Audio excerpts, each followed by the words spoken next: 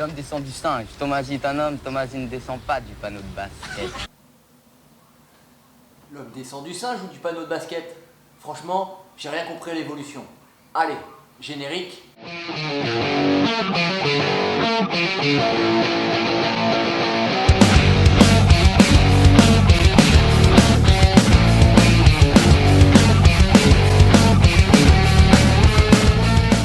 Bonjour à tous, c'est Obian. Alors aujourd'hui, on répond aux commentaires de ONURMT et on voit pourquoi on descend du singe. Alors l'évolution, comment ça marche? Mais on n'a pas évolué. C'est Dieu qui nous a créés comme ça. Je ne veux pas de débat créationnisme ou darwinisme dans les commentaires. Bon, revenons un peu à nos moutons et parlons un peu d'histoire. Au 19e siècle, en 1800 pour être précis, un certain Jean-Baptiste Lamarck publie une théorie. Cette théorie nous dit que les animaux sont capables de déplacer leurs organes pour s'adapter à leur environnement. Pour illustrer sa théorie, il parlait souvent des girafes. Faut bien se rendre compte qu'à la base, la girafe n'avait pas le long cou que l'on connaît. En même temps, elle en avait pas besoin, il y avait des buissons à sa taille. Sauf que l'environnement de la girafe fut de plus en plus dépourvu de petits buissons. Elle fut donc obligée de s'adapter pour pouvoir manger les feuilles qui étaient en hauteur. Et à ce moment, la théorie de Lamarck nous précise que pour manger les feuilles qui se trouvaient en hauteur, la girafe devait tirer sur son cou. À force de tendre son cou, celui-ci prenait quelques centimètres. Lamarck était persuadé que ce petit changement physique était transmis à ses descendants. Ce qui fait que les nouveaux girafons avaient un cou un peu plus long. Et donc, que de génération en génération, le cou de la girafe s'agrandissait. Aujourd'hui, on sait que c'est faux.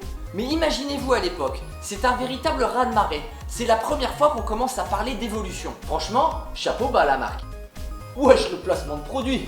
Et pourquoi un placement de produit? Bah ouais, t'as vu combien de fois t'as cité Lamarck?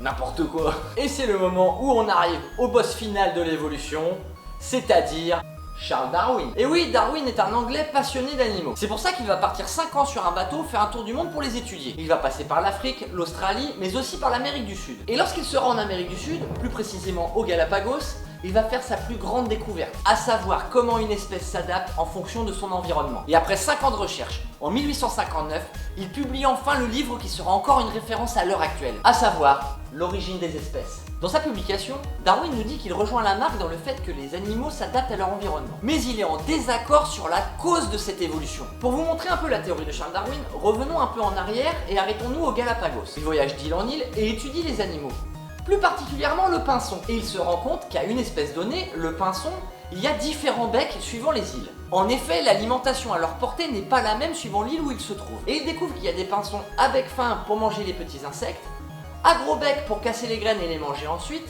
Il y a même des pinsons vampires qui vont se nourrir du sang d'autres animaux. Pour bien résumer, tous ces pinsons sont de la même espèce, mais se sont adaptés à leur environnement pour pouvoir survivre. Et c'est ça la théorie de l'évolution selon Charles Darwin. Mais comment font ces pinsons pour avoir un bec différent? Darwin dira dans sa publication que très peu de pinsons vont naître avec des becs différents. Mais si ce petit pourcentage de pinsons est plus adapté à son environnement que les autres, eh bien la sélection naturelle fera son œuvre. Et il ne restera que des pinsons adaptés à son environnement. Darwin a très bien dégrossi le sujet de l'évolution. Mais aujourd'hui, avec les sciences modernes, on peut approfondir le sujet. Et oui, car aujourd'hui, on connaît la génétique. Et là, on va parler plus particulièrement de l'ADN. Mais l'ADN, c'est quoi? Déjà, l'ADN, ça veut dire acide désoxyribonucléique. Acide car il contient de l'acide phosphorique, désoxyribo parce qu'il contient du sucre appelé le désoxyribose, et enfin nucléique parce qu'il est à l'intérieur du noyau. L'ADN, je pense que tout le monde en a déjà entendu parler. Ce sont deux brins reliés ensemble qui sont en torsade, comme un escalier en colimaçon. Le premier brin a été donné par son père et le deuxième brin par sa mère. Et chaque brin d'ADN est une suite de 4 composants différents, à savoir l'adénine, la cytosine, la thymine et la guanine. Et donc l'ADN est une suite unique pour chaque être vivant sur la Terre. Sauf que lorsque l'on séquence l'ADN, on est capable de déterminer l'espèce de laquelle on provient. Donc une partie de l'ADN des pinsons a la même suite de composants. Sauf que lorsqu'il y a une anomalie génétique, à savoir par exemple la guanine qui remplace la thymine, eh bien on se retrouve avec un pinson avec un gros bec au lieu d'avoir un bec fin. Un mutant vient d'être né. Ensuite c'est tout simple, si le mutant est capable de mieux se nourrir, il va donc plus facilement se reproduire, il va donc transmettre son code génétique et leur descendant aura lui aussi le bec de ses parents. Ça y est, notre espèce de pinson a évolué. Voilà, c'est tout pour cette explication, j'espère qu'elle vous aura plu.